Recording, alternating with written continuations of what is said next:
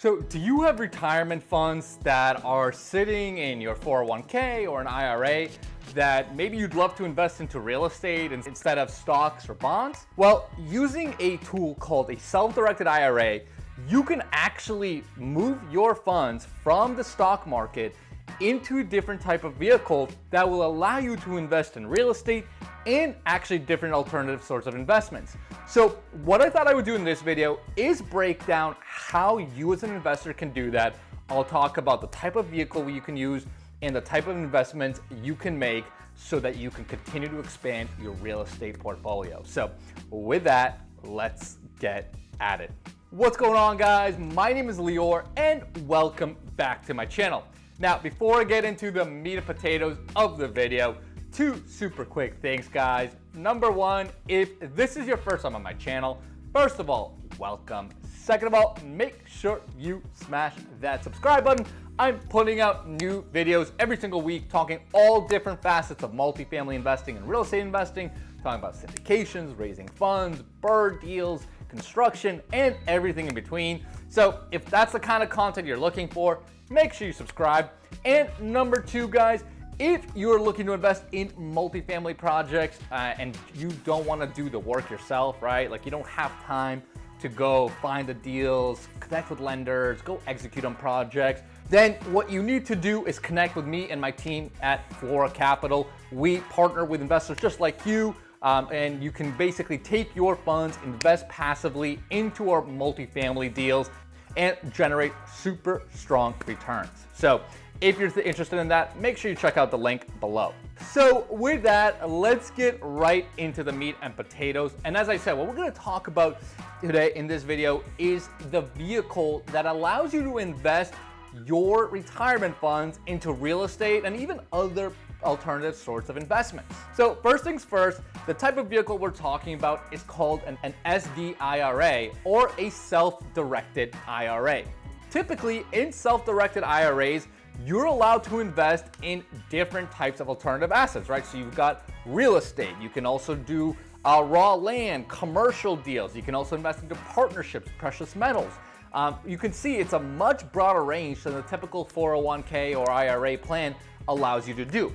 Now, the way you open this SDIRA is actually pretty straightforward. You will find an SDIRA custodian, right? A custodian that has these sorts of accounts, and you can actually transfer your funds from existing IRAs or existing 401ks right into this new SDIRA account. So what you'll do is connect with an SDIRA, right? You'll determine if they offer the range of investments that you want to invest in, right? Because actually not all SDIRA custodians, especially the big box custodians, allow you to invest in all these different types of placements. So you got to make sure you do your due diligence. You're going to pay the setup fees, and then you're going to transfer the funds and be ready to roll. Now, one thing that's important to understand right up front, right, because you might get ideas about, taking your funds and investing into maybe your family's projects or anything like that. There are some pretty strict rules within the SDIRA world about what kind of placements and real estate you can invest in, right? And the easiest way to think about it is all your investments basically have to be at an arm's length away from immediate family or what's called disqualified person, right? So essentially you couldn't take these funds and go invest in your spouse's project or lease the property to someone that would be considered a disqualified person, right? Essentially, you can't use those funds for immediate family, to benefit them, right? So that's kind of the key thing you need to keep in the back of your mind. Like it's gonna have to be someone that's a third party, not immediate family. And of course, if you're not sure whether you're right in the line, talk to your custodian, do your homework. Make sure you just do your research carefully because you don't want to violate those rules. Now, the other thing that's important to understand when you're doing this sort of vehicle is when you're using your IRA to invest, what you have to understand is when you make these investments, the actual owner, right, of these investments is your IRA account, right? So when you go, make any sort of purchase, investment, it's not going to be you as, Lior, right, or myself. It's going to be the IRA account of Lior. That's going to be the owner of the account, right? So that's important because basically all income and expenses are gonna flow through that particular IRA account, right? So again, you can't mingle funds, right? You can't like collect rent checks under your personal names or collect dividends or payouts, whatever it is, right? Everything has got to go through your IRA account, who is technically the legal owner of that investment or purchase. So now that we have that out of the way, let's talk about what you can actually do once you set up that account, right? So let's say you've got a bunch of cash sitting there. You can do a couple of different things, especially as it relates to real estate. So first, if you have enough cash in your IRA, you can go buy a property cash, right? Then what's gonna happen, just as we said before, your IRA account or your IRA account is going to be the owner of that property. Now, if you're gonna be doing something like this, it's imperative that all purchase contracts, lease docs, anything that has any sort of documentation has the owner written as the IRA account. Again, it cannot be you because you as the individual are not technically the owner.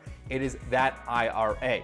And similarly, if you wanted, for example, to take those funds and maybe invest in a third-party deal as a private investor or limited partner, right? Let's say you're looking at some larger syndications that someone is running and you wanted to, invest $50, $100, $200,000 of cash as a partial owner, you can certainly do that as well.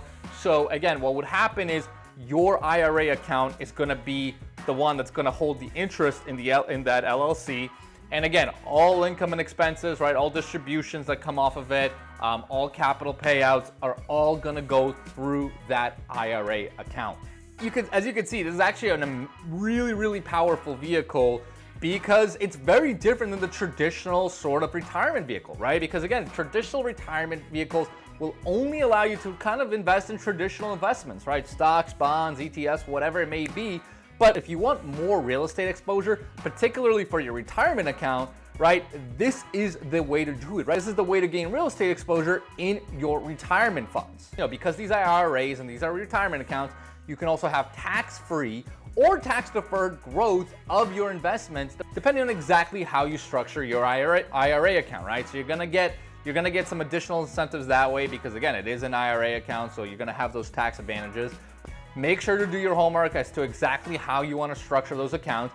But as you can see, like if you properly invest and you continue to grow, whether it's tax-free or deferred, you can quickly build up a really nice nest egg within your retirement account that has real estate exposure. Hopefully that's helpful, guys. Hopefully that gives you like a pretty good overview of the advantages of setting something like this up, how to set something like this up. Again, what I would recommend is if you're gonna do something like this, do your due diligence, figure out exactly how you wanna set up your account, right, from a tax side, then make sure you talk to a couple of custodians, make sure you can do the investments that you think you can do, and then you can go ahead and execute and actually invest. So if you have any questions, concerns about any of this, make sure to put them in the comments below, and I will definitely help you out.